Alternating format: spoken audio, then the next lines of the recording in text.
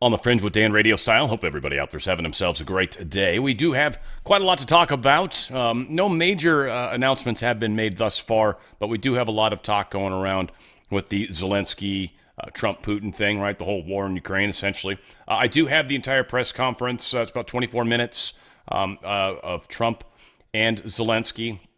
Zelensky actually dressed up for us. We'll get there in a second because Trump even trips out on it.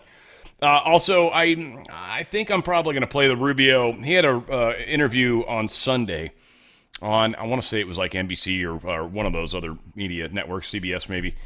And he discussed a lot of what was happening, and I thought it was really good, one, in building the context of the bigger picture, that what they need to try to work through, not trying to get in front of it. And then you'll see with the questions that they asked Trump that they kept trying to kind of put him into a corner, tried to get him to acknowledge what he was going to do, trying to find places where he'd made his mind up, and it didn't go well. And Trump, they're playing it really close to the cards close to their chest, and we're definitely seeing a lot of comments running around about how Putin's won, and again, this is just, it's amazing how this is playing out, and all Trump's trying to do is end a war that he didn't start.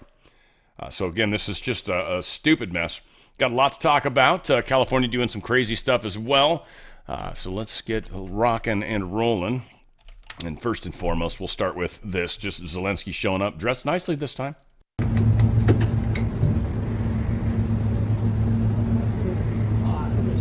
best I had. Good to see it. Ready, peace? Yep. President Trump, show your message to the people of Ukraine and the world leaders gathered here today. We love them. We love them. They actually have a great comment. The dude that commented on how he always wears sweat clothes, if you will, last time he was here, that dude gets called out by him. It's pretty cool. And I got to give points to Zelensky. He actually handled it, I think, rather well. We'll get there in a short moment. This is just straight up funny.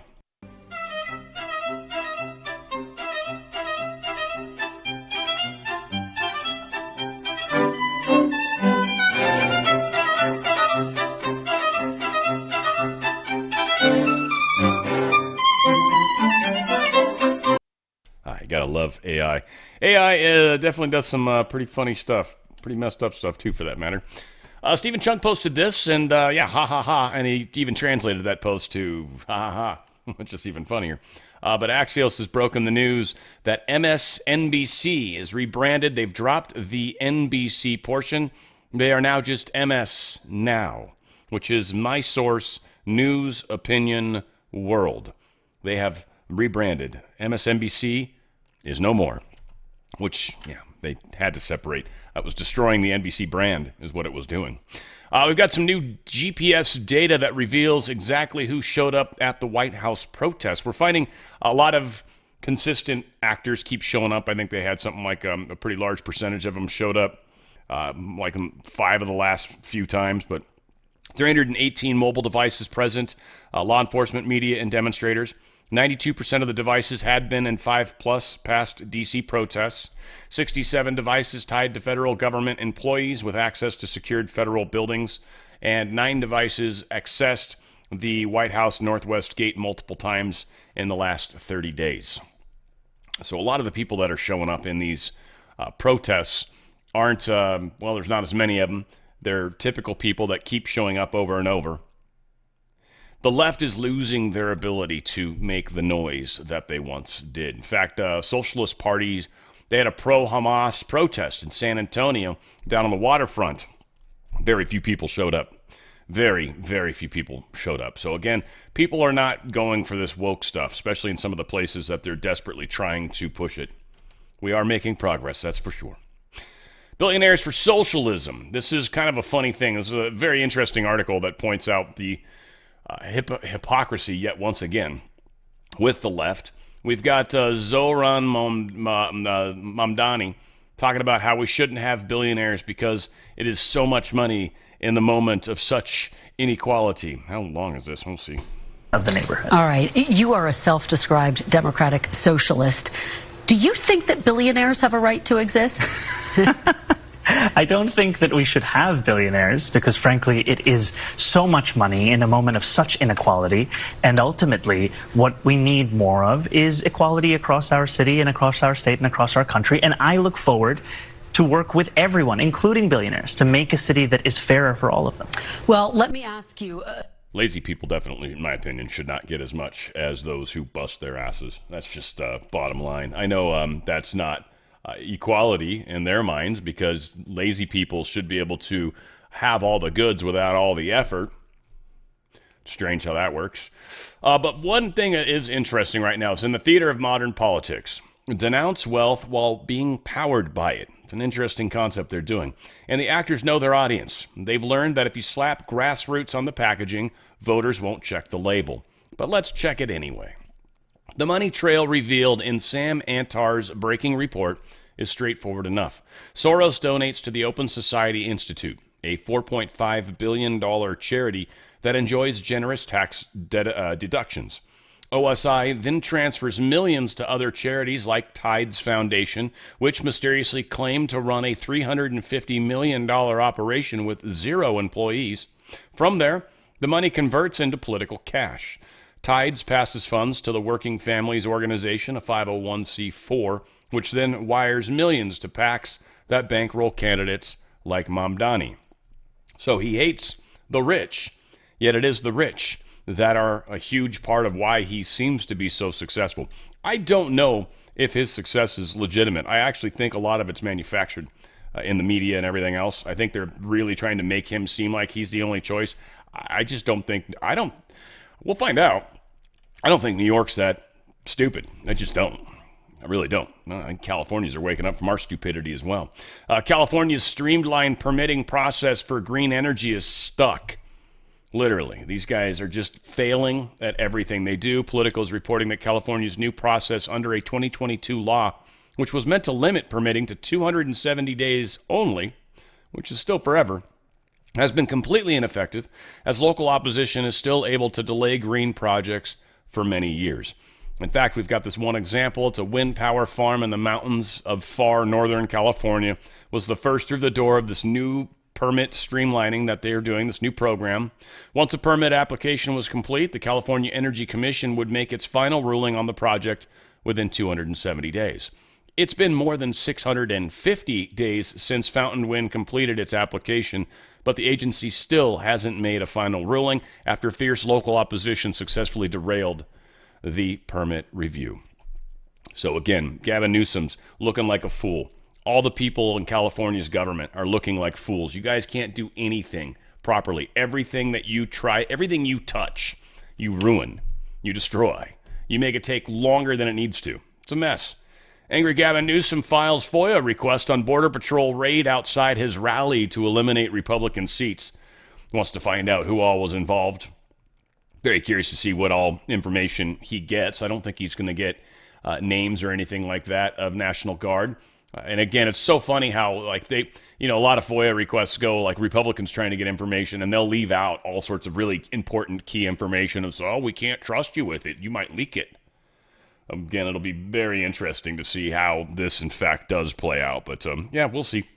We'll see. It's a mess in California. And this is, of course, part of Gavin Newsom's failure and needed failure before he tries to run down this whole path of being president, which God help us all if that's the case.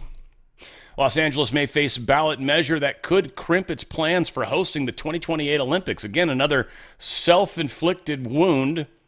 They're preparing to host the 2028 Olympics here in Los Angeles, facing a proposed ballot measure that would force a citywide vote to approve building plans for the games. A lot of people are not real thrilled about this. They also raised the minimum wage, so you've got this entire group of hotels, or at least entertainment industry, the tourist industry, have filed a lawsuit against this union group that is getting these higher wages. We've got all these different little mini construction projects that have to be voted on locally, is one of the points of this article, which some of those may not pass through the votes. Again, assuming we get an accurate vote, which there's some news coming on that. So again, we've got this funny situation where LA, because of their own stupidity, there's a strong chance they're not actually going to be able to approve a lot of the things that are supposed to happen within the city for the Olympics. And in fact, some of these things might need to happen outside of the city because of these permitting problems, because they can't get these things passed through, because they won't likely even be able to get it on a ballot until 2026 when they're talking about the Olympics being in 2028. That's, for people that build, that's not giving people a lot of time, is it? So yet, once again, California continues to fail. We're awesome like that. I'm pretty sure this wasn't approved by the governor, or Caltrans for that matter, but watch for potholes, sinkholes, assholes. And there's a picture of Gavin Newsom with the Chinese flag, or the Chinese Communist Party's emblem, sitting right behind his head. Can't make this stuff up. It makes it up for you. It's just fun that way. Donald Trump put this out. D.C. gave fake crime numbers in order to create a false illusion of safety. This is a very bad and dangerous thing to do, and they are under serious investigation for so doing. Until 4 days ago, Washington, D.C. was the most unsafe city in the United States and perhaps the world. Now, in just a short period of time, it is perhaps the safest and getting better every single hour. People are flocking to D.C. again, and soon the beautification will begin. So Trump is doing a lot about trying to turn things around. Good old Congress or Senator John Kennedy, love this dude. And I didn't realize he used to be Democrat. It didn't surprise me, I guess, when I read it, but I just didn't realize that he used to be. He was a Democrat for his first 2 terms and then became a Republican and has since stayed. But he is talking about how the deep state / communist faction of the Democrat Party is essentially afraid of its crazy side, right? The crazy side that's all the communist. And so all the regular, normal sort of center-left-ish people are the ones that are afraid to say anything because they're afraid to look bad in front of this crazy group of radical lefties that are within their own party. And because of it, they're likely going to have some problems. So he says a lot of stuff that's pretty funny. He goes, the mainstream wing of the party is scared to death of the loon wing. They won't speak up. They don't stand for anything anymore. All they stand for is whatever is against whatever President Trump stands for. That's why we find ourselves in the extraordinary position of mainstream Democrats have now come out firmly and passionately in favor of crime in Washington, D.C. Why? Because Trump is trying to do something about it. It says there is a split in the Democratic Party. Unless you have the IQ of a meat thermometer, you can see that. On the one hand, you have the mainstream wing of the party. On the other hand, you have what I call the loon wing. They're fighting like cats in a bag, but the loon wing is winning. Nobody pays attention to what Obama, Clinton, or Pelosi, or Schumer, or Jeffries says anymore. The leaders are Mr. Mamdani, Ocasio-Cortez, and Bernie Sanders. And yes, they're socialists. They're neo-socialists. They want government to control your life and tell you how to live it. It's hard to believe that anyone can fit that much stupid in their head, but they can. The defining characteristic of this group is contempt. To be a member of their club, you have to have contempt for America. Not gratitude, as you should, but contempt. You have to believe that America is wicked when it was founded, and that it is more wicked today.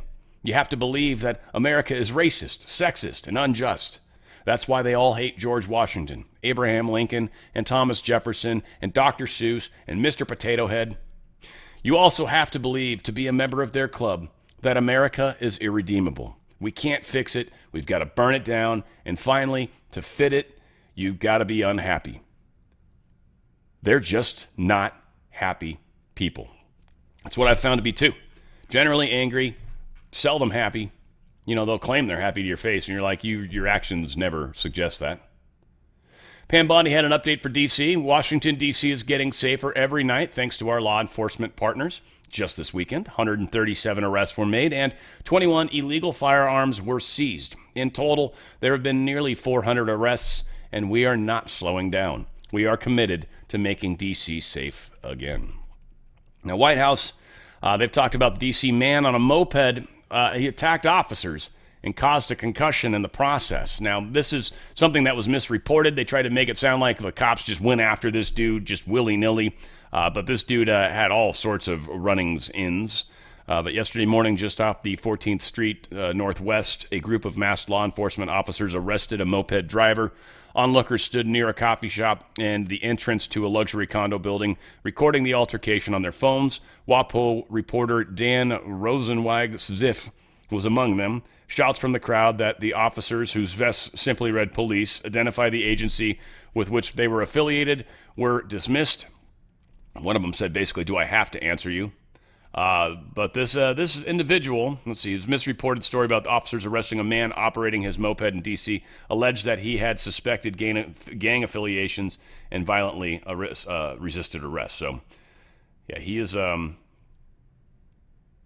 He claimed the crackdown has led to an innocent man being arrested. Is what they're trying to call it. Needless to say, this dude's not necessarily innocent. We'll let the courts figure that out, but. Here is him being arrested. In the process of pulling him down, the officer hit her head. I don't know if I'm going to play all 2.5 minutes. But she hurt herself. I think it's a she. Hey, yo, stop! Stop! Get out of this city! Stop! Get out of our city! Get out of our city! Choke yourself out! Anyway, they just, it's more of this. They eventually get him in the car. People try to find out, hey, what's your names? What's that? And you're like, don't get near me. This guy especially, they're trying to put someone in this car. This individual filming runs over there, and the dude's like, don't get near me. You can film from wherever you, over there on the sidewalk, but you get that, and you actually used the F word. So they are cleaning up the streets. They are not allowing. In fact, there was a moped individual that was,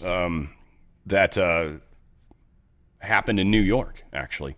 So that was kind of messed up, too. That individual, I think, caused a concussion of a cop as well. So, again, a lot of crazy stuff's going on. I want to remind you guys of Proud Patriots. I'm going to put the link in the description box. Unfortunately, it's on the screen. If you feel like trying to type all that in, that's fantastic.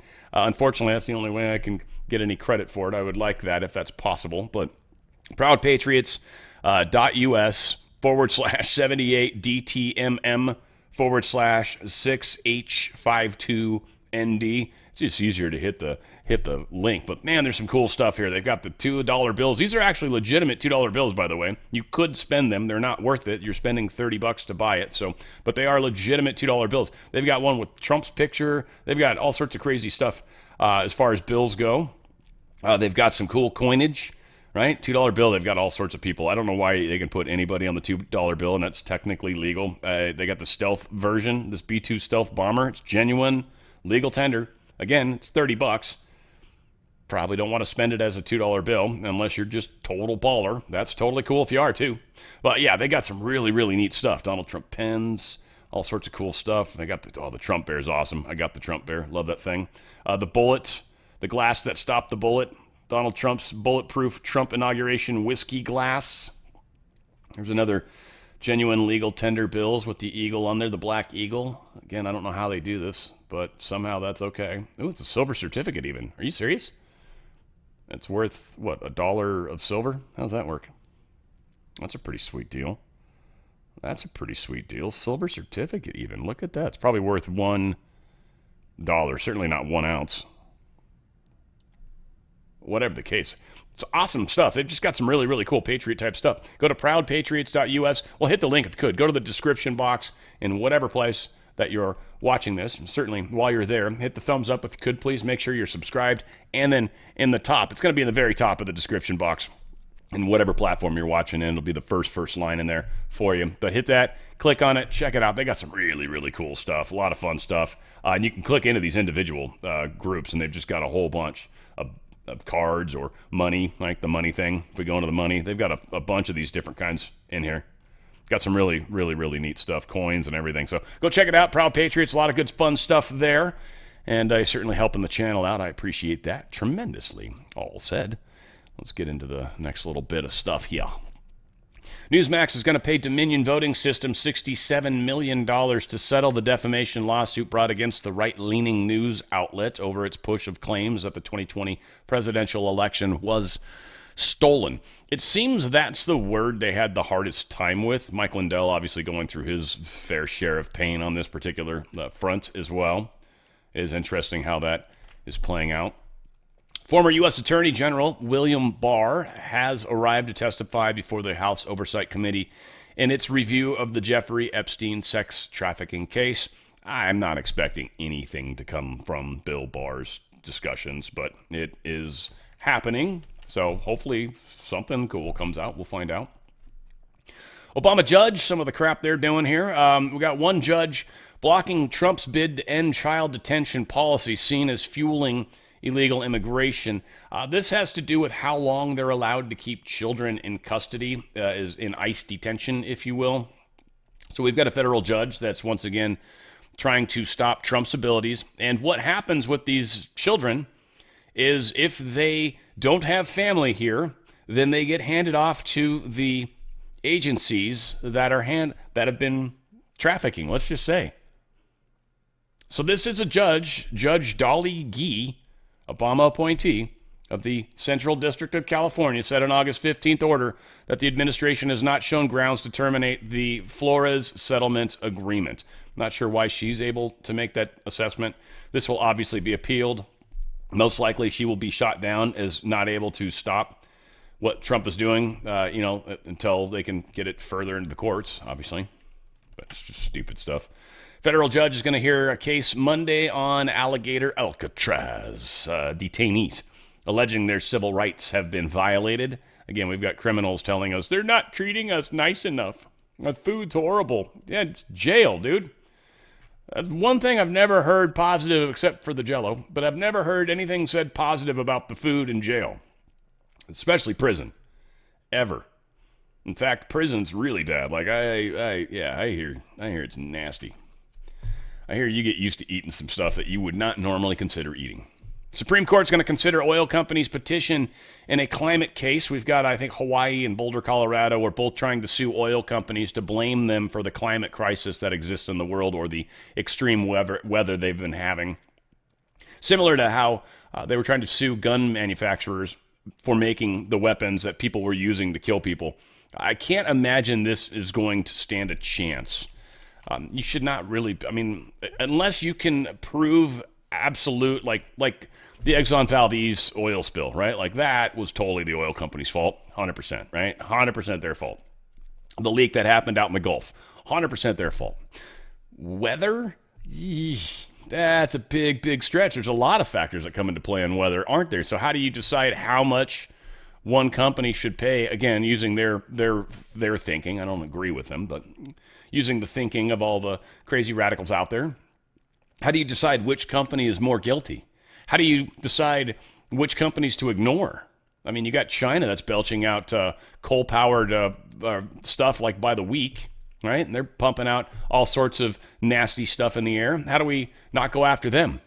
How do we not sue China? How do we not start taking over their land that they have here because they owe us money for these climate atrocities? Again, it's just funny how they're going after the companies that are trying to make pain. They're trying to make pain for the gun companies, trying to make pain for the oil companies, trying to make pain for anything that is not quote-unquote green in their minds. So, again, hopefully the Supreme Court, I'm pretty sure the Supreme Court's going to be like they were with the gun case law. And there was even Mexico was trying to sue the gun manufacturers as well. That didn't go over. So they're trying all this stuff. It's not going over. Well, Trump had a big one that I'm sure this is going to get fought in court. I'm assuming the timing of this is going to be key, but I also assume some of the people he needs to get into office are probably key to this as well. It may be a long post, but it's pretty freaking awesome. So Donald Trump truthed out, I am going to lead a movement to get rid of mail-in ballots and also, while we're at it, highly inaccurate, very expensive, and seriously controversial voting machines, which cost 10 times more than accurate and sophisticated watermark paper, which is faster and leaves no doubt at the end of the evening as to who won and who lost the election. We are now the only country in the world that uses mail-in voting. All others gave it up because of massive voter fraud encountered. We will begin this effort, which will be strongly opposed by the Democrats because they cheat at levels never seen before, by signing an executive order to help bring honesty to the 2026 midterm elections. Remember, the states are merely an agent for the federal government in counting and tabulating the votes. They must do what the federal government, as represented by the President of the United States, tells them for the good of our country to do. And what they say, they can't fight it, right? With their horrible radical left policies like open borders, men playing in women's sports, transgender and woke for everyone, and so much more.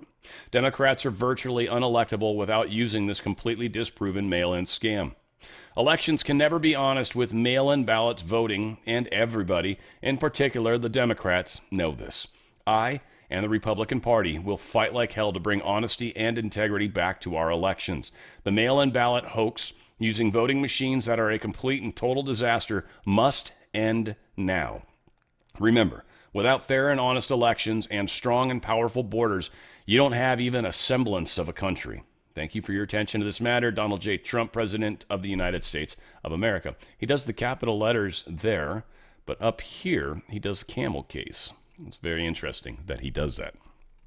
I think those things are significant.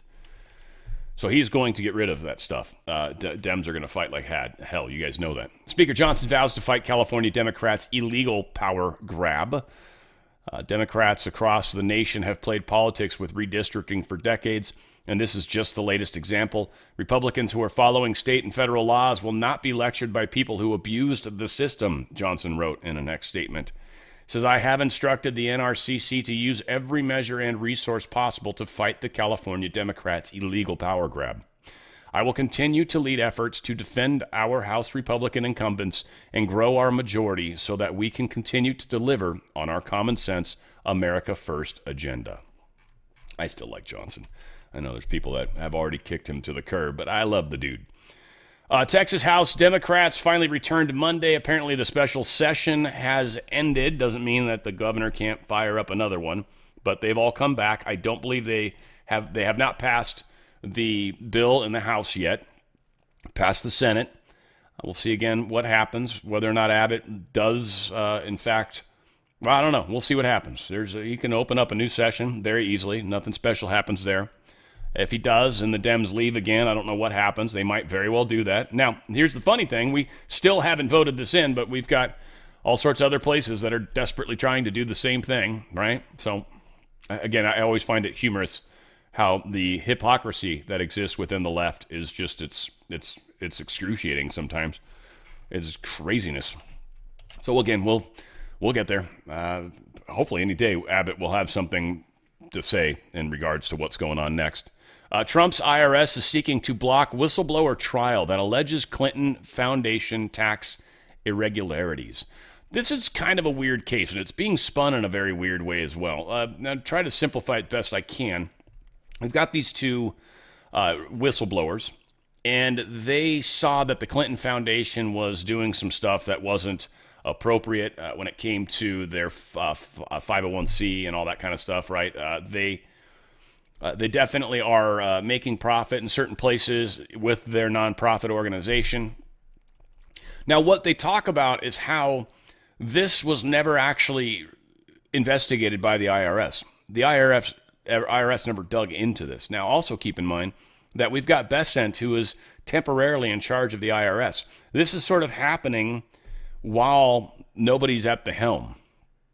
Now, my guess is Bessent's going to get directly involved with this, or maybe already has, and this is why they're like, look, here's the thing. We don't necessarily want this to go to the court just yet. So the Internal Revenue Service under Trump filed a motion last week in the case brought by retired federal agent John Moynihan and private fraud expert Larry Doyle, seeking to dismiss the case. Judge Alina I. Marshall set a deadline of September 15th for the petitioners to respond to that motion. The IRS also filed leave for an extension of time to file the administrative records with the courts. The agency argued that, as a matter of administrative and procedural law, the judge should not let the case proceed to trial because after an initial review, the IRS declined to look into the whistleblower's complaint, and therefore the plaintiffs don't have standing to sue. Like, they didn't even look into it. They didn't know. They're kind of ignorant, so they can't really sue them for anything yet, it seems. They continue, in this case, the whistleblower's office denied petitioners' claims because the petitioners' claims were never considered in an IRS action. Here, the whistleblower's office forwarded petitioners' claims to a classifier. The IRS motion to dismiss argued last week. Following the classifier's preliminary review, the classifier declined to forward petitioners' claim to exam and recommended that it be forwarded to this Criminal Investigative Division. The IRS did not proceed with any potential action when it investigated petitioner's claims. So I'm thinking some of this has to do with who's in charge. Maybe Bessent kind of changes this. This is maybe them trying to get something to go away before the right people can get into office. I don't know. Something about this just feels weird. I don't fully understand the legalities of all of it. But I have a feeling a little more information is going to be coming forward on this. We'll see what we get when we get it. Republican civil war is erupting over the earmarks in funding bills. So we've got a lot of earmark stuffs going on right now. And the earmarks are kind of similar to the infamous pork spending that they used to talk about. And so that's what they're going back to, these earmarks, where they're trying to get all sorts of money. And this is Republicans doing this. And Republicans right now are taking a lot of crap, taking it on the chin, because, frankly, everyone thinks that they just created a giant debt, $3.4 trillion over the next decade because of Trump's big, beautiful bill. Now, again, I think that leaves out a lot of factors, a lot of things that are being improved, a lot of money that's going to be coming in via tariffs as well as infrastructure. So, again, there's a lot of stuff I don't think they fairly equate into that. All said, the one big, beautiful bill was big and giant and expensive. And so we'll see what's happening, but hopefully we can get the good guys in Congress, how very few of them there are, to help corral the bad guys, because the bad guys are going to screw everything up if we let them. So we'll see, again, what's going on. Senator Mike Lee, he's a leading conservative, argued earmarks are still prohibited by Senate Republican conference rules, even though some members of the conference choose not to follow them. He says it's still prohibited by conference policy, and I think we need to stick to that. So he's trying to get him to hold to the rules. Senate Republicans voted for a permanent ban on earmarks in May of 2019 when the proposal passed by a 28-12 vote after a heated debate behind closed doors. So, again, trying to keep them honest. The Senate is, I think, one of the worst, hands down for that matter. Dispute over EU censorship law is delaying this trade deal with the EU. So right now the EU is paying much, much higher tariffs. It's killing Germany because their car manufacturing. It's killing them. England's doing all right because they're not part of the EU, at least yet. But I don't think Keir Starmer's going to get his opportunity to get him back in there because they are losing that battle as well. But they're not getting the better tariffs, and this really has to do with the censorship laws that they're trying to do and the way they're trying to attack Twitter and companies like that. So, or X, whatever.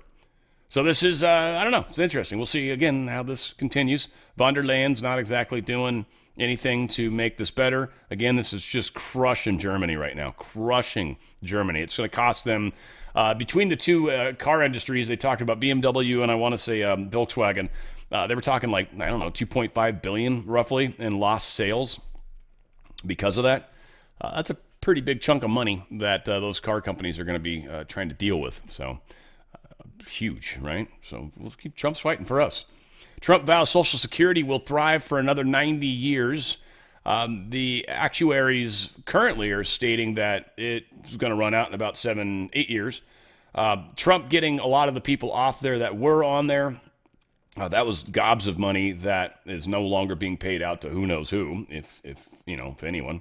But we are still, it's still a long way to go. Now, the one thing that bothered me is, this is the standard thinking, and I think it's hilarious, but according to analysis, the Congressional Research Service, they said the federal government would have three options. I disagree, but we're going to go with the three options because, again, when the only tool you have is a hammer, then everything's a nail.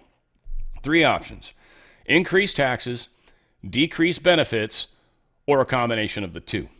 How about tariffs help pay for some of that? Well, there's a thought. That's not one of those stupid three choices. Analysis or analysts. Shit. It's ridiculous. All eyes on Zelensky at the White House, and Powell is at Jackson Hole. Powell is having a big meeting today, and they're calling it the Economic Outlook and Framework Review. This is what it's titled. I guess that's what it usually has to do with. Whether or not he talks about lowering rates, raising rates, whatever, lowering is what he's supposed to do. And many are saying September. We'll see. we'll see what happens. But yeah, there's supposed to be a big talk. Obviously, the stock market's curious about that. They were curious about the peace agreements. So the stock market's been, well, it was sort of flat. I don't care about futures anymore. That's down a teeny bit. I mean, not, the worst is 0.14%, so nothing. Gold, yeah, see, it's fixing itself right now. Gold's down a little bit, still above the 33.50 mark. I think silver was up a teeny bit. Is that still holding or not? Yeah, it's up a teeny bit, still at 38.13. Not bad, 38.14. So, again, things are improving. William Makis, MD, put this out. And this is fantastic. He's referring to a cancer paper that they've written. He says, our febendazole in cancer paper has been published. Largest cancer patient publication since the 2021 Stanford paper. 3 stage 4 cancer patients take fenbendazole and are now in remission. No chemo. This is making news around the world. He says, our fenbendazole paper passed peer review and is now published. 3 stage 4 cancers, we said all that. Case 1, 83-year-old woman with stage 4 breast cancer, reoccurrence-free for 3 years now. Case 2, 75-year-old man with stage 4 prostate cancer, reoccurrence-free for 2 years now.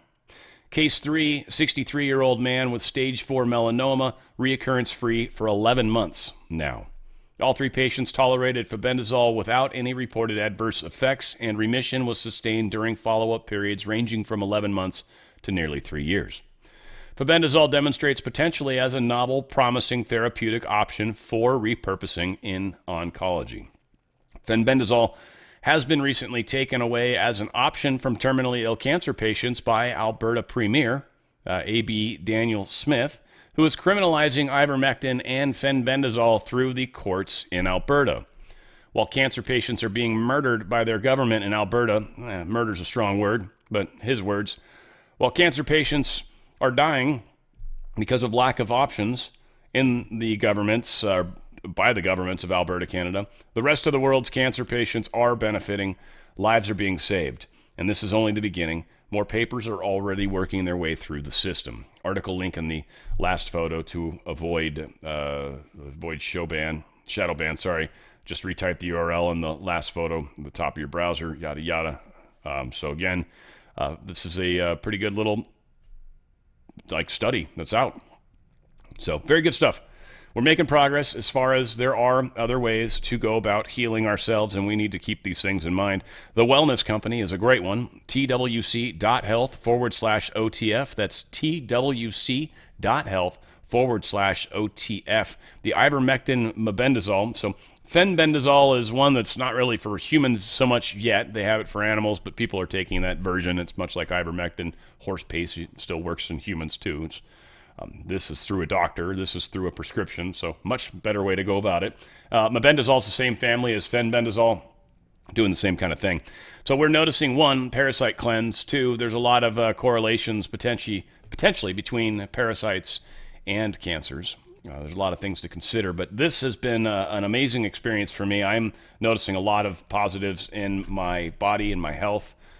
Again, I'm going through my little extra cleanse right now with no drinking and all that kind of stuff, and also still doing, of course, my parasitic cleanse. This stuff's, again, I love it. I'm noticing big differences. I'm noticing a lot of things are happening with my body and stuff. It's a trip.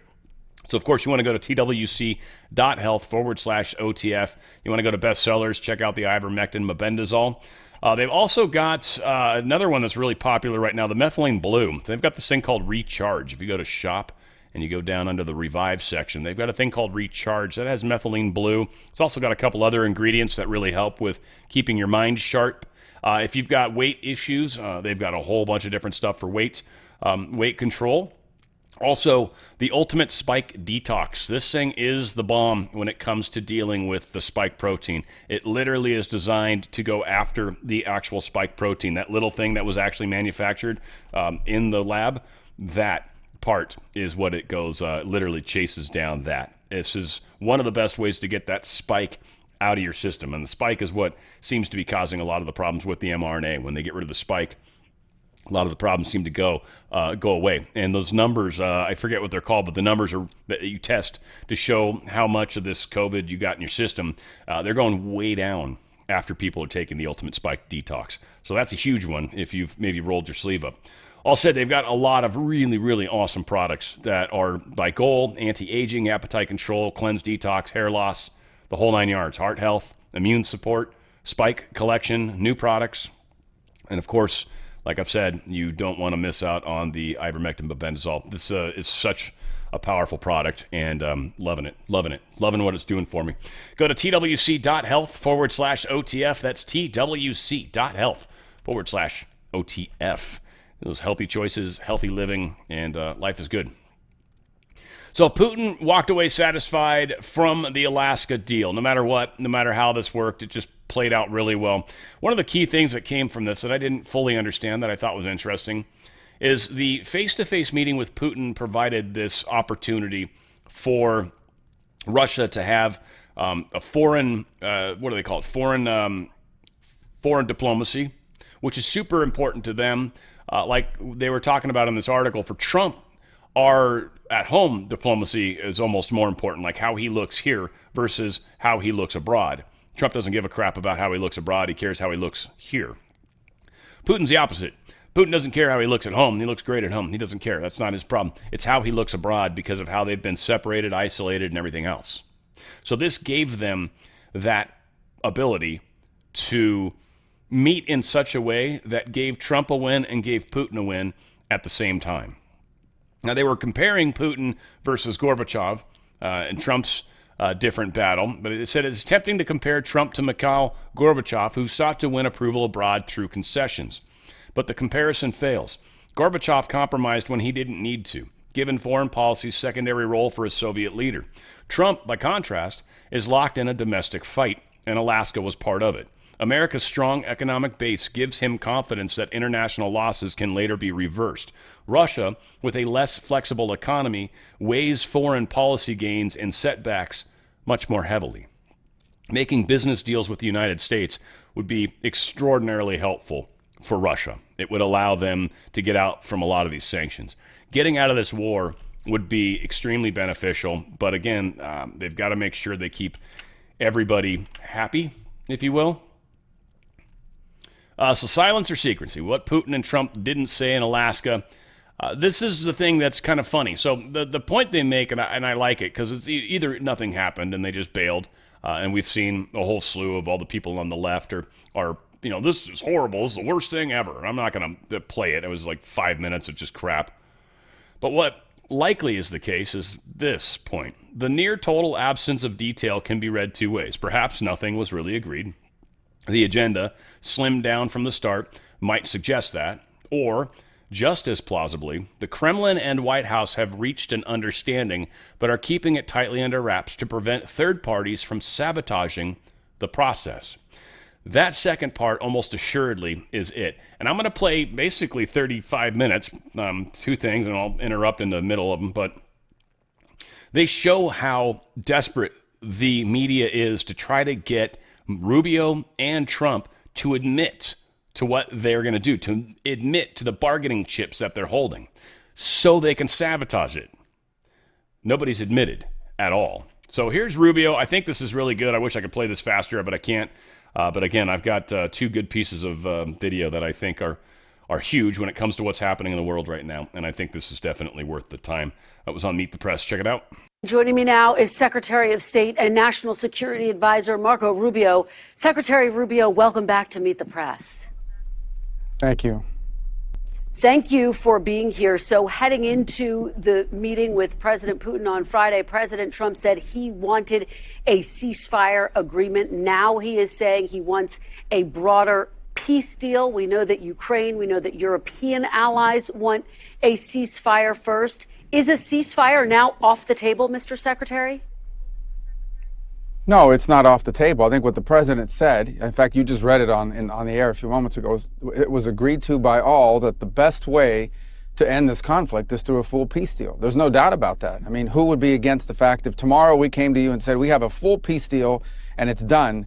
I think that's the best way to end the war. Now, whether there needs to be a ceasefire on the way there, well, we've advocated for that. Unfortunately, the Russians, as of now, have not agreed to that. But the ideal here, what we're aiming for here is not a ceasefire. What we ultimately are aiming for is an end to this war. Well, I want to drill down on that exactly and what happened, because as you just heard before the meeting with President Putin, President Trump warned there would be, quote, very severe consequences for Russia if it didn't stop the war. Here's a little bit more of what he said on the plane ride over. Take a look.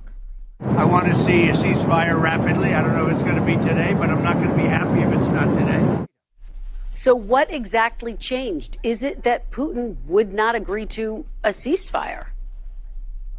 Well, first of all, the Russians are already facing very severe consequences. There's not a single sanction that's been lifted. And not one. I mean, they're facing all the same sanctions that have been in place today. All the American support continues for Ukraine. And ultimately, look, if we're not going to be able to reach an agreement here at any point, then there are going to be consequences. Not only the consequences of the war continuing, but the consequences of all those sanctions continuing and potentially new sanctions on top of it as well. But what we're trying to do right now is end the war. And in order to end the war, you've got to give every opportunity that exists. You have to be open to any opportunity that exists to bring it about. And here's the thing to remind everybody. And when the president says this is not our war, but let's be frank, this is not our war. The United States is not in a war. Ukraine is in a war, and we've been supporting Ukraine. We happen to be in the role of the only country in the world, with the only leader in the world, that can actually bring Putin to a table to even discuss these things. Now, the president has traveled, all the way to Alaska, all the way back, has dedicated months and months of work, him, our entire team on this matter, because we want to see an end to the war. But if tomorrow the war continues, life in America will not be fundamentally altered.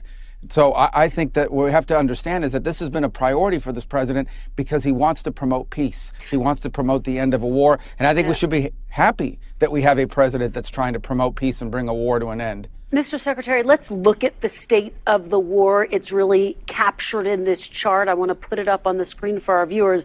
It shows that Russian attacks on Ukraine have nearly doubled since President Trump came into office. And in fact, in July, Russia launched more than 6,000 missiles and drones. That's the highest amount of attacks since the war began. What do you say to Ukrainians who worry that without a ceasefire in place, you are giving Putin more leverage at the negotiating table and a green light to drop more bombs?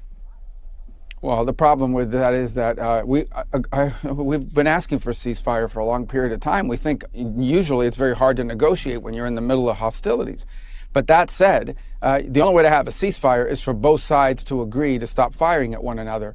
Beyond that, and the Russians just haven't agreed to that. Beyond that, I would say that one of the complications about ceasefires is they have to be maintained, which is very difficult. I mean, every single day we keep an eye on what's happening between Pakistan and India, what's happening between Cambodia and Thailand. Ceasefires can fall apart very quickly, especially after a 3.5-year war like what we're facing now. But I don't think anyone disagrees that the ideal here, what we're aiming for, is not some permanent ceasefire. What we're aiming for here is a peace deal, so there's not a war now and there's not a war in the future. But why not impose more sanctions on them and force them to agree to a ceasefire instead of accepting that Putin won't agree to one? Well, first, I think that's something that a lot of people go around saying that I don't necessarily think is true. I don't think new sanctions on Russia are going to force them to accept the ceasefire. They're already under very severe sanctions. I think that it should be. You could argue that that could be a consequence of refusing to agree to a ceasefire or the end of hostilities. But there is no evidence that more sanctions, because sanctions take months and sometimes years to bite. And we may very well wind up in that place. I hope not, because that means that peace talks failed. But we have to give every opportunity for peace a chance in this particular case. And that's what we're trying to do here. And so those options remain to the president. The minute he takes those steps, all talk stop. The minute we take those steps, there is no one left in the world to go talk to the Russians and try to get them to the table to reach a peace agreement. So that moment may come. I hope not, because I hope we get a peace deal. But so, Mr. Secretary, a lot of people have heard President Trump threaten sanctions for months, and they are wondering, are they empty threats? Why hasn't he punished Putin to date for this war since taking office? Well, again, every single sanction that was in place on the day he took over remained. And the impact of all those sanctions remain. You know, when the Russians landed in Alaska, they were there to refuel. They had to offer to pay in cash to refuel their airplanes because they can't use our banking system. They face consequences every single day. But the bottom line is that has not altered the direction of this war. That doesn't mean those sanctions are inappropriate. It means it hasn't altered the outcome of it. And here's what we do think is important, and that is that we end this war. To end this war, you have to be able to engage with the Russians. As much as people may not like it, as distasteful as people may find it, the only way to end this war is to get the Russians to agree, as well as the Ukrainians, but the Russians to agree to a peace deal. And the minute you issue new sanctions, your ability to get them to the table, our ability to get them to the table, will be severely diminished. That moment may arrive. But when it comes, what you're basically signaling is there is no opportunity for peace at this point. So just let's put on more sanctions and allow more people to get bombed and more people to be killed. And that's what we're trying to stop. So, Mr. Secretary, what will Russia have to give up? What concessions will Russia, the aggressor, have to make as a part of this peace agreement? Well, that's what these negotiations are about. And as you can imagine, everybody goes into a negotiation wanting 100% of what they want. That includes Ukraine, but obviously the Russians.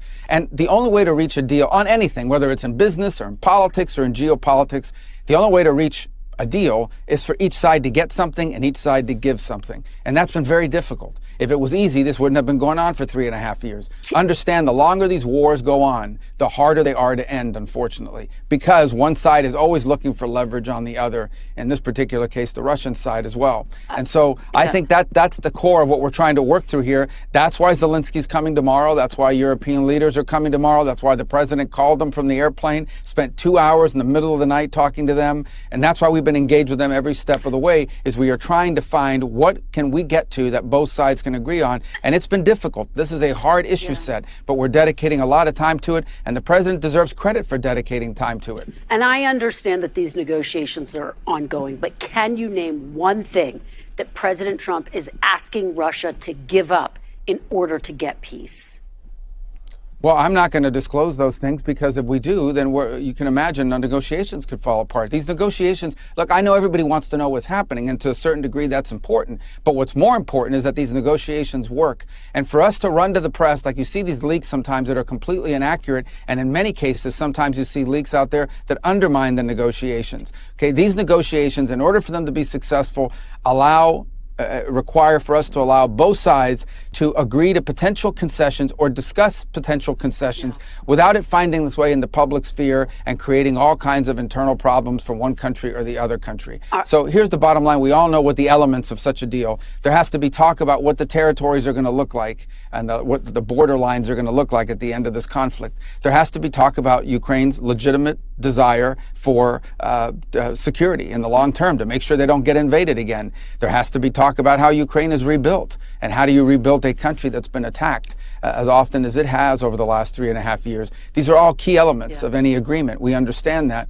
And each side is, if there's going to be a deal, each side is going to have to give up on something. That's just a fact. Mr. Secretary, I want to show folks what Ukraine looks like right now. This is a map of Ukraine. That red section there, that's the area currently under control by Russia. It's about 20% of the entire country. There are reports that Putin is asking to keep all of this territory in a potential deal. Is that what's being discussed? Can you confirm that?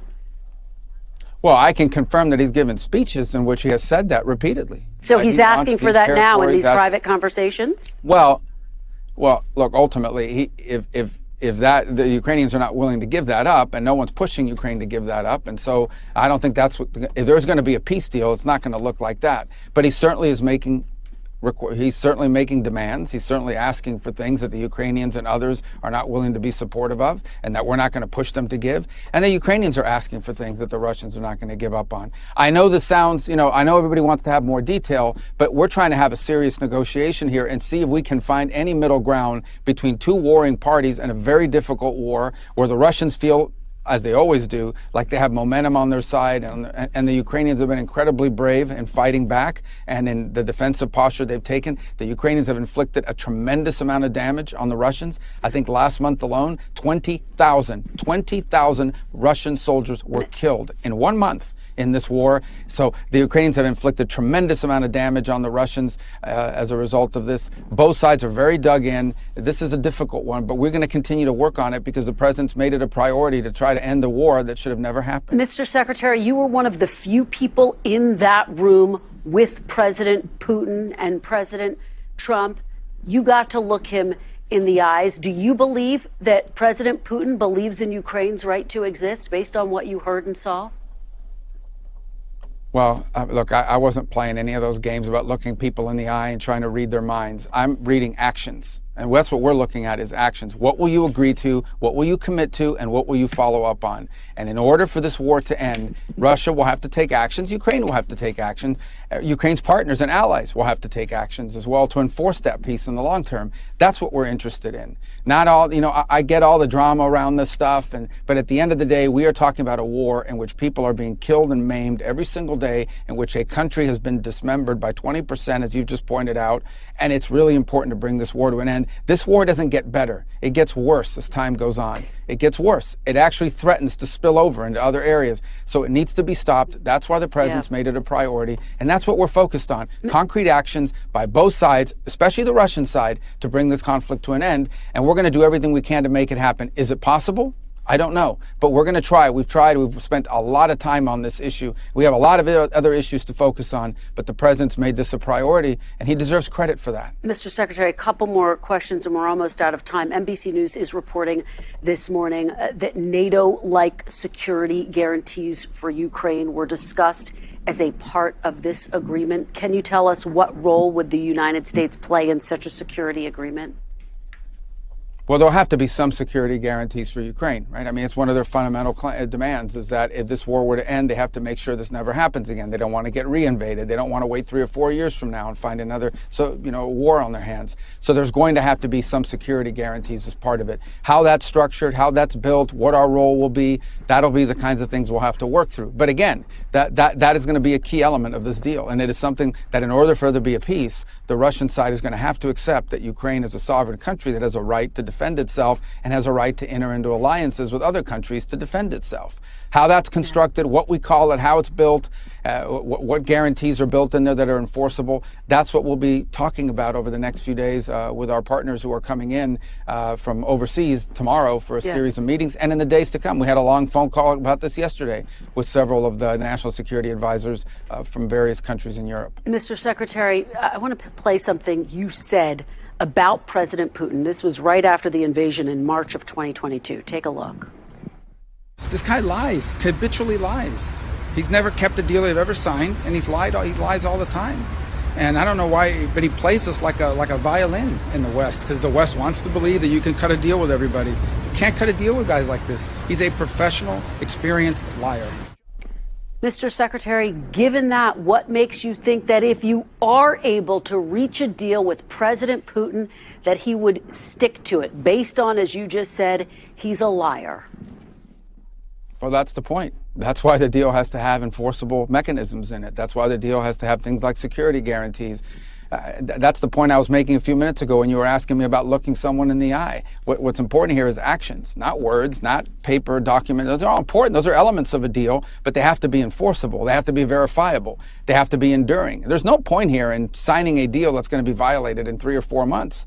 There's no point in doing that. It actually would make things worse. So that's why this is such a difficult thing. Not only do you need a deal that's verifiable, that's enforceable, and that's enduring. If you don't achieve that, then I think you could have a ceasefire for a few months, a few weeks, and then the war will start again and more people will die. That's not the outcome we're interested in. That's not the outcome anyone wants. So that's why this is so difficult. All right. Secretary of State Marco Rubio, thank you so much for joining us. Again, I think phenomenal bits of information there. Again, Russian attacks Ukraine ahead of this meeting. So already Russia started attacking again in Ukraine. They're not going to stop. They're not going to stop until the agreement is reached. And that is like they've been saying, there's momentum on the side of Russia right now. This is all about Zelensky, I think, ultimately having to accept that there's probably going to be some property loss. Not all. Russia's going to have to give some back, it sounds like, and very strongly. Looks like Ukraine's probably going to have to give some up that they've kind of already lost anyway. So a lot is happening, and I will be playing the video for Trump. I just wanted to get through the few stories we got here.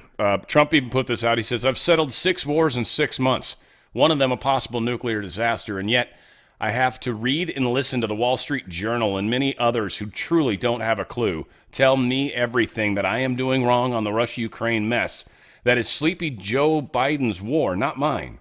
I'm only here to stop it, not to prosecute it any further. It never would have happened if I was president. I know exactly what I'm doing. I don't need the advice of people who have been working on all of these conflicts for years and were never able to do a thing to stop them. They are stupid people with no common sense, intelligence, or understanding, and they only make the current Russia-Ukraine disaster more difficult to fix. Despite all of my lightweight and very jealous critics, I'll get it done. I always do. President Donald J. Trump. He's right. And it's that attitude, by the way, that makes him brilliant. Anybody that's ever accomplished anything in their life, again, it's manifesting similar, but it's just the attitude of no matter what, I'll get it done. No matter what. Doesn't matter what adversity shows itself, you know there's another way. You know if a window or a door closes, then a window just opened or whatever, right? If a barricade goes in front of you, there's either a way out, around it, over it, under it, always. So you just never accept what you're given if you're shooting for a specific outcome. You just don't believe in fail. Fail's not an option. So it's beautiful that we've got him fighting for us. Let's see a couple of these others, and then we'll do the press conference today. Yeah, this was a good article, but not Trump covers most of it in over the 20 minutes we got. Zelensky rejects Trump's push for peace. He's claiming that a ceasefire is needed. Again, they're really stuck on this ceasefire thing. Ceasefire is not going to be allowed to happen. It's not going to happen. And Rubio's made the case. They've made the case perfectly without actually saying the reason specifically. And I think Trump maybe does, kind of. But the reason is one side will resupply, stock up on weapons, and then attack again. And Russia's like, nah, we've really worn you down. Again, Russia's paid a huge price. They're losing people like crazy. But they are doing some extensive damage as well to the Ukraine. Ukraine does not have a lot of stuff to protect itself right now. It certainly doesn't have much of an air force. Certainly doesn't have much of a air defense. It's definitely having problems. So, again, a lot happening. And then I think, this last story. Zelensky's main argument against peace is a lie. Another long article, but they're so right. So back in December of 2022, they were talking about, Zelensky was talking with his ambassadors, and he says, all the rights guaranteed by the Constitution are on pause. And, of course, there was some context there. He was joking about how diplomats don't get holidays. But the phrase stuck because it turned out to be more than a joke. It became official policy. Since then, Ukraine's democratic institutions have just been paused. They've been systematically dismantled under the banner of wartime necessity. National elections? Canceled indefinitely. Not just presidential or parliamentary, even local races were suspended, eliminating the public's ability to hold any level of government accountable. Zelensky's current term, once set to expire, has been extended without a vote and without a clear end date. Opposition media? Silenced or outlawed. Dozens of TV channels and online outlets critical of the government were shut down or merged into a state-approved broadcasting platform. Independent journalism in Ukraine now walks a legal tightrope with one foot over prison. Religious freedom? Eroded beyond recognition. The Ukrainian Orthodox Church, seen as too closely linked to Moscow, has been harassed, evicted from centuries-old monasteries, and branded a security threat. Worshippers face criminal charges for sermons, symbols, or even prayers deemed unpatriotic. Military conscription? Brutal and indiscriminate. Young men are pulled off of the streets by recruiters, sometimes beaten or coerced into enlisting. Videos of forced mobilization circulate regularly and are met with silence or spin from the authorities. Political dissent? Treated as treason. Opposition politicians have been arrested, exiled, or sanctioned without trial. Entire parties have been banned. Ukraine's Security Council now acts as judge and jury, blacklisting citizens, freezing assets, and deciding guilt without a courtroom. Rights don't just get paused. They were overwritten. This is what's happening in the country we're defending. This whole thing's a mess, obviously, and it's a money grab, too. So needless to say, here's Trump in this press conference. Peter Doocy asked the first question. I missed the very, very, very beginning of it, but whatever. Close enough to getting it all, and I think it's totally worth it. Check it out. Russia must end this war, which it itself started. President Trump, you say President Zelensky of Ukraine can end the war with Russia almost immediately if he wants to. Which is it? No, I think that's true. I think we're going to have a meeting. I think if everything works out well today, we'll have a trilat. And I think there will be a reasonable chance of ending the war when we do that. And is this the end of the road for American support for Ukraine? Is today's meeting deal or no deal? I can never say that. It's never the end of the road. People are being killed, and we want to stop that. So I would not say it's the end of the road. No, I think we have a good chance of doing it. It's been almost 4 years now that a lot of people were killed last week. A lot of people last week. I mean, millions of people killed, but a lot of people last week for whatever reason. A big number, a lot of soldiers, on both sides. And I know the president, I know myself, and I believe Vladimir Putin wants to see it ended. And as you met with Putin on Friday, today you've got President Zelensky here. As you listen to Russia and Ukraine, which side has the better cards? Well, I don't want to say that. I'm just here to be. Look, this isn't my war. This is Joe Biden's war. He's the one that had a lot to do with this happening, and we want to get it ended. And we want it to end good for everybody. We want it to end good. The people of Ukraine have suffered incredibly. And to that point, President Zelensky, are you prepared to keep sending Ukrainian troops to their deaths for another couple years, or are you going to agree to redraw the maps? Thank you for your question. So, first of all, we live under each day attacks. That today have been a lot of attacks and a lot of wounded people, and the child was dead, small one year and a half.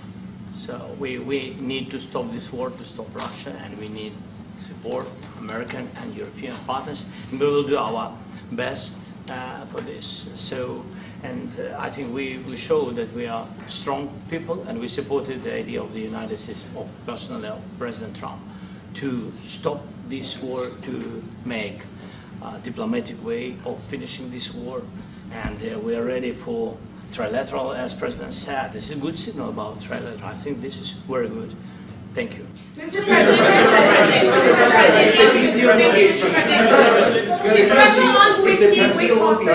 yes. If the peace deal will be achieved, are you going to be willing to send American peacekeepers to Ukraine? Well, we're going to work with Ukraine. We're going to work with everybody, and we're going to make sure that if there's peace, the peace is going to stay long-term. This is very long-term. We're not talking about a 2-year peace and then we end up in this mess again. We're going to make sure that everything's good. We'll work with Russia. We're going to work with Ukraine, and we're going to make sure it works. And I think if we can get to peace, it's going to work. I have no doubt about it. Your team has talked about security guarantees. Could that involve U.S. troops? Would you rule that out in the future? We'll let you know that maybe later today. We're meeting with 7 great leaders of great countries also, and we'll be talking about that. They'll all be involved, but there'll be a lot of help. When it comes to security, there's going to be a lot of help. It's going to be good. They are first line of defense because they're there. They're Europe. But we're going to help them out also. We'll be involved. Mr. President, Vladimir Putin mentioned that the war will not end without addressing the root causes of this war. Have you had an understanding what are the root causes of this war? Well, look, the war is going to end. When it ends, I can't tell you, but the war is going to end, and this gentleman wants it to end, and Vladimir Putin wants it to end. I think the whole world is tired of it, and we're going to get it ended. It was, I've done 6 wars. I've ended 6 wars, and I thought this maybe would be the easiest one, and it's not the easiest one. It's a tough one.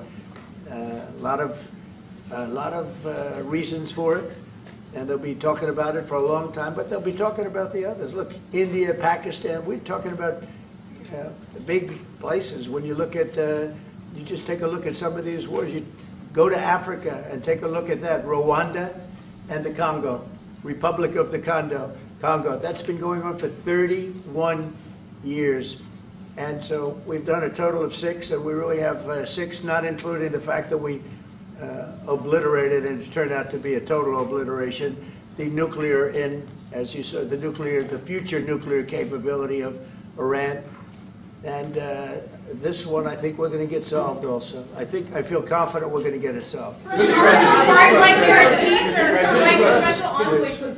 Thank you, Mr. President. Can you tell us about your conversations with European leaders and what they need to see to support an end to the war? Yeah, well, we're going to be meeting with a great representative group and 7 very powerful, very big countries, great people, all friends of mine and friends of yours. And we're going to have some suggestions made. They want to see peace. They would like to see peace. President, you said last in night the red, in the red.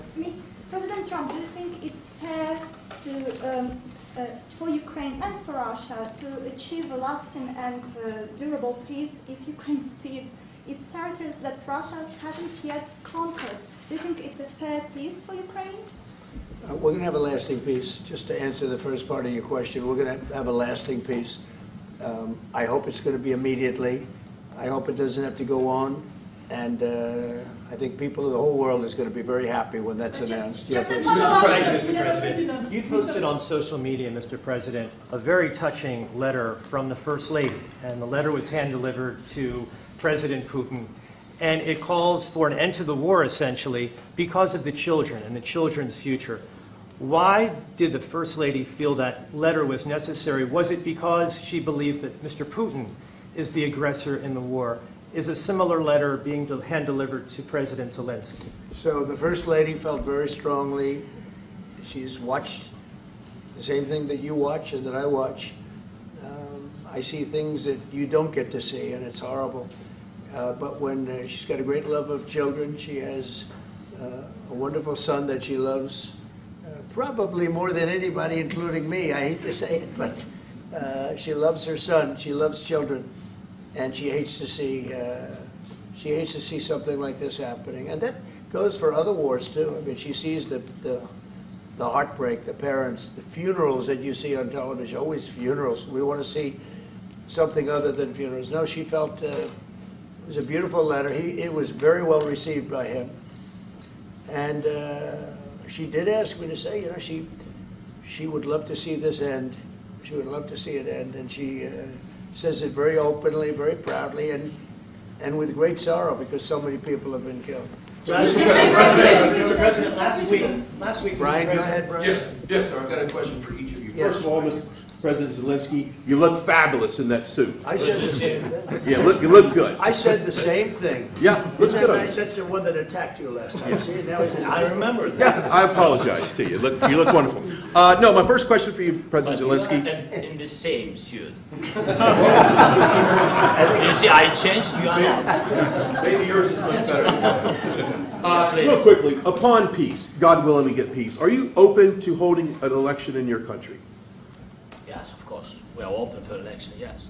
We have to do safety circumstances. And a little bit, we need to work in the parliament, because during the war you can't have elections, but we can do security.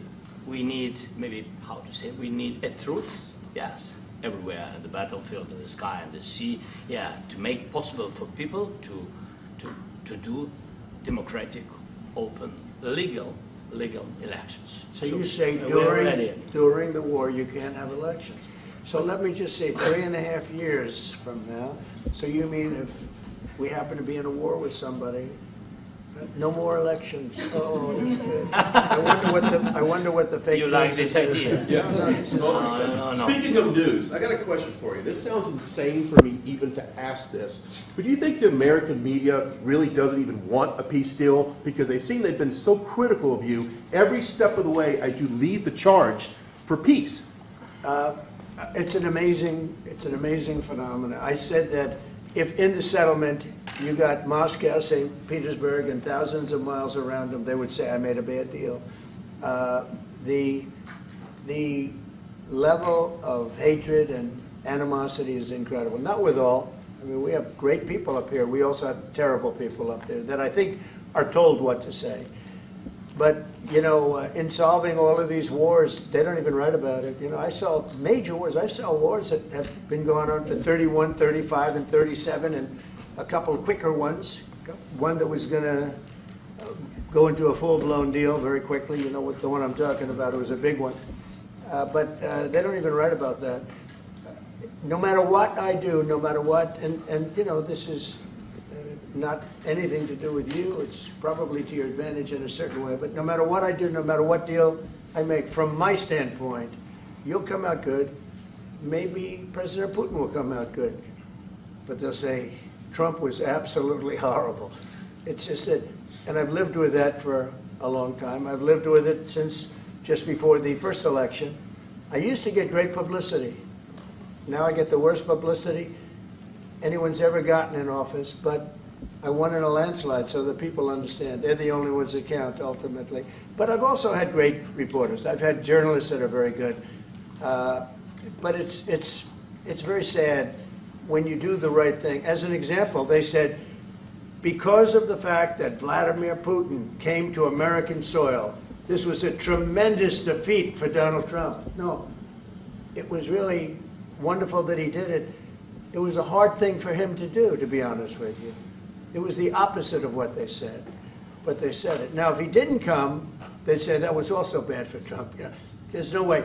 And there's just a great dishonesty of the press, and I think that's why it's lost its credibility. You know, its credibility is at an all-time low. We have a thing going on right now in D.C. We went from the most unsafe place anywhere to a place that now people, friends are calling me up, Democrats are calling me up, and they're saying, sir, I want to thank you. My wife and I went out to dinner last night for the first time in 4 years, and Washington, D.C. is safe, and you did that in 4 days. I'll tell you, it's safe. I had another friend of mine. He has a son who's a great golfer. He's on tour, and he came in fourth yesterday in the big tournament where Scotty Scheffler made the great shot, and he said his son is going to dinner in Washington, D.C. tonight. I said, would you have allowed that to happen a year ago? He said, no way, no way. He said, what you've done is incredible. And I think the people realize it. But the press says, he's a dictator, he's trying to take over. No, all I want is security for our people. But people that haven't gone out to dinner in Washington, D.C. in 2 years are going out to dinner. And the restaurants the last 2 days were busier than they've been in a long time. Sir, I walked around yesterday with MTG. If you can walk around with DC with MTG and not be attacked, the city is safe. Thank you, Mr. President. Last week you warned of what you called severe consequences if a 30-day ceasefire or any type of ceasefire were not agreed to by Russia. Will there be severe consequences? Does that change because of I don't think you need a ceasefire. You know, if you look at the 6 deals that I settled this year, they were all at war. I didn't do any ceasefires. And I know that it might be good to have, but I can also understand strategically why, well, you know, one country or the other wouldn't want it. You have a ceasefire and they rebuild and rebuild and rebuild, and, you know, maybe they don't want that. But if you look at the 6 deals that we made peace, and you know, long-term, long-running wars, I didn't do any ceasefires. Would I like the concept. You know, I like the concept of a ceasefire for one reason, because you'd stop killing people immediately, as opposed to in 2 weeks or 1 week or whatever it takes.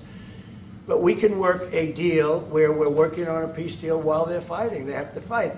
I wish they could stop. I'd like them to stop. But strategically, that could be a disadvantage for one side or the other. But all of these deals I made without even the mention of the words ceasefire. Are you President Zelensky, can you explain the decision to offer Ukraine Article 5 like security guarantees, but stop short of pushing for their full membership? Yeah, well, we haven't done anything on that yet. If you look back and you go back long before President Putin, it was always a statement that they would never allow Ukraine into NATO. So that was a statement that was made, but we haven't discussed any of that yet. We're going to be discussing it today. But we will give them very good protection, very good security. That's part of it. And the people that are waiting for us, they are I think they're very like-minded. They want to help out all. Thank you, President. Thank you, President Trump. Are you disappointed there's no The United ceasefire, States, Mr. President? the United States has already given hundreds of billions of dollars to this war effort in Ukraine. Biden. At best, it is a stalemate, and the killing continues. So, President Trump, how much more is the United States willing to give Ukraine? And President Zelensky, how much more do you want? Well, I'll start off just by saying we're not giving anything now. We're selling weapons. This is something before, I guess the number is well over $300 billion. That was under Joe Biden, a corrupt politician, not a smart man, never was. By the way, go back 40 years. He was not a smart man 40 years ago either. But now he's in particular bad. This was done by a corrupt administration that shouldn't have been in, and frankly, if the right results of the election were given, if I were president, this war would have never taken place, and he would have been very happy because he would have liked to have seen. I mean, they went through hell. He went through hell. This war would have never happened, and the people that were killed, a couple of million people, a lot of people with soldiers and everything else, and the people that have been displaced and forced into other areas and other countries because of what's happened, none of that would have happened. And I'm just saying that he was a horrible president, whether it was the borders or this. He was just a horrible, corrupt president. Mr. President, you want to? I can. Thank you so much. So first of all, we have possibility now to buy weapons from the United States. We are thankful for this program and this opportunity. We are thankful for Europe. They pay for this, and through NATO program, for example, Pearl, and etc. We have some programs where we can have some money to finance this, and this is a part, I think, it's not a part for the war and to defend us. It also will be a part for security guarantees, to strengthen our army, to rearm Ukrainian army. This is very, very important, and it depends how much money we need to rearm. For example, the question of air defense, we spoke about it with President Trump, and I'm happy that we have now bilateral decisions and we work on it with production, American production. Nobody in Europe has so many air defense like Patriots, for example. We need it very much, and this is also about defending. I think the good news, we make the best military equipment in the world by far. You mentioned the Patriots. How good are they? Systems. We have systems, they're literally 100% foolproof. And it's really like shooting two bullets, two bullets hitting each other in the air in a space like this. The chance is 100%. It's 99 to 100%. So we sell the equipment to NATO. And NATO does what, I don't know what the arrangement is that you have with, but I know that they want you to have the equipment. And we're getting the best equipment in the world, but they pay us for the equipment. Under Biden, it was just crazy what was going on. I believe the number is over 300. I think it could be $350 billion worth of equipment and money and everything else. And we've made more progress in settling this war in the last 2 months than they made in 4 years. This should have been settled a long time ago, but it should have never happened. Yeah, please. Real quickly, you pushed out on social media. All right, Brian, go first. You pushed out on social media about doing away with mail-in ballots and potentially electronic voting machines. Can you expand on that and how important Well, that's a very off-topic, just really quickly. Mail-in ballots are corrupt. Mail-in ballots, you can never have a real democracy with mail-in ballots. And we, as a Republican Party, are going to do everything possible that we get rid of mail-in ballots. We're going to start with an executive order that's being written right now by the best lawyers in the country to end mail-in ballots because they're corrupt. And you know that we're the only country in the world, I believe, I may be wrong, but just about the only country in the world that uses them because of what's happened. Massive fraud all over the place. The other thing we want change are the machines. For all of the money they spend, it's approximately 10 times more expensive than paper ballots. And paper ballots are very sophisticated with the watermark paper and everything else. We would get secure elections. We'd get much faster results. The machines, I mean, they say we're going to have the results in 2 weeks. With paper ballots, you have the results that night.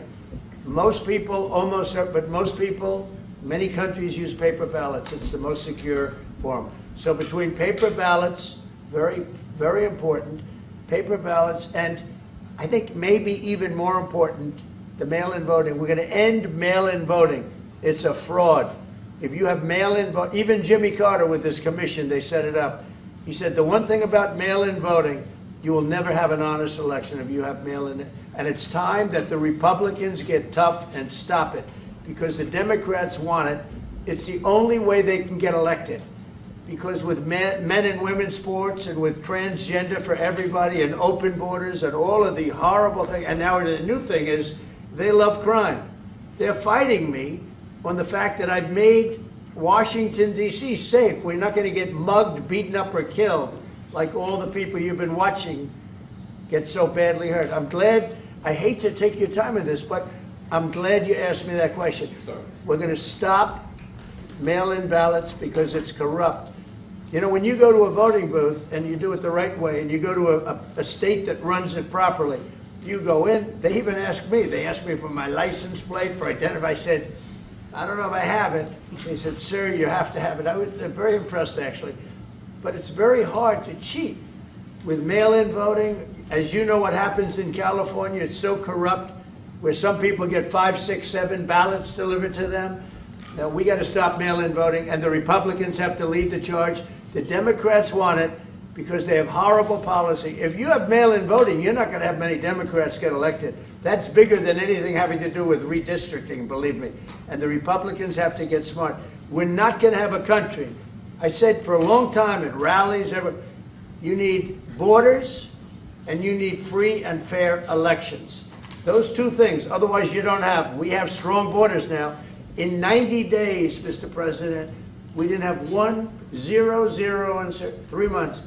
Not one person came in illegally into our country. In fact, even I find that hard to believe, but it's run by a little bit of a liberal group that put out the numbers, so I guess it's, but 0, 0, and 0. You go back a year ago, 2 years ago, 3 millions of people poured into our country. It was terrible. Thank you very much. President Zelensky, what security guarantees do you need from President Trump to be able to make a deal? Is it American troops, intelligence, equipment? What is it? Everything. And really, it includes two parts. First, strong Ukrainian army. That's what I began to discuss with your colleagues. And it's a lot about weapon and then people and training missions and intelligence. And second, we will discuss with our partners. It depends on the big countries, on the United States, on a lot of our friends. And Mr. President, are you going to commit American troops to that NATO-like protection in order to get President Zelensky to a deal today? Well, I don't know if you define it that way, but NATO-like, I mean, we're going to give, we have people waiting in another room right now. They're all here from Europe, biggest people in Europe, and they want to give protection. They feel very strongly about it, and we'll help them out with that. I think it's very important. I think it's very important to get the deal done. You've been involved with the peacekeeping in Ukraine since your first day in the administration. What would you say to the Ukrainian people right now who are suffering under the Russian attacks and hoping that the American people will stand with them? Well, I know Ukrainian people. I've known many over the years. They're great people. They're smart. They're energetic. They love their country. I mean, they love their country, and we want to get this war ended. That's all I can do. I love the Ukrainian people, but I love all people. I love the Russian people. I love them all. I want to get the war stopped. Very important. Mr. President, was there any aspect of your discussion with Vladimir Putin that left you disappointed? Look, we just spoke to, I was just telling the president, I just spoke to President Putin indirectly, and we're going to have a phone call right after these meetings today. And we may or may not have a trilat. If we don't have a trilat, then the fighting continues. And if we do, we have a good chance. I think if we have a trilat, there's a good chance of maybe ending it. But he's expecting my call when we're finished with this meeting. Thank you very much, everybody. Which was basically right then. So yeah, it is a big deal that's going on over there. I don't know if we get it all the way across the finish line or not. We'll see. Israel bombs a power plant near the Yemeni capital after a Houthi ballistic missile launch. So more attacking there. That was from the Navy. I guess they did that. That's at least how they did the attack. A Danish prime minister calls Netanyahu a problem and threatens sanctions on Israel. It's a very interesting choice. Again, one of the countries in Denmark is part of NATO, I believe.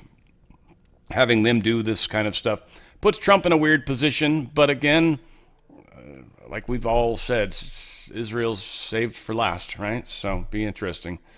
They did expel the Australian Palestinian Authority diplomats. They were in response to some banning of visits of politicians there. What I don't know, some weird thing going on. The Israeli government announced Monday that they were expelling Australia's diplomatic representatives to the Palestinian Authority who live in Israel. So not any longer, I guess. They, in response, I guess, to Australia's ban on a visit by an Israeli politician. Some stupid stuff going on. That's all I can say. Judge puts InfoWars up for sale again as leftists clamor for Alex Jones' takedown. Onion doesn't have enough cash. There's other people that are going to come in higher, and the judges aren't going to let Onion have it. I'm pretty sure anyways. We'll see how this plays out. I'm sure this probably bugs some of you guys more than others maybe.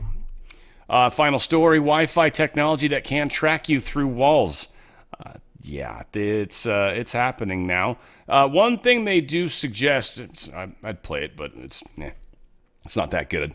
One thing that they do suggest is your phone, when you're carrying that with you through the house with your Wi-Fi on, or when you're carrying it through any location with the Wi-Fi on, that plays a large key in that because your phone makes many, many, many pulses per minute.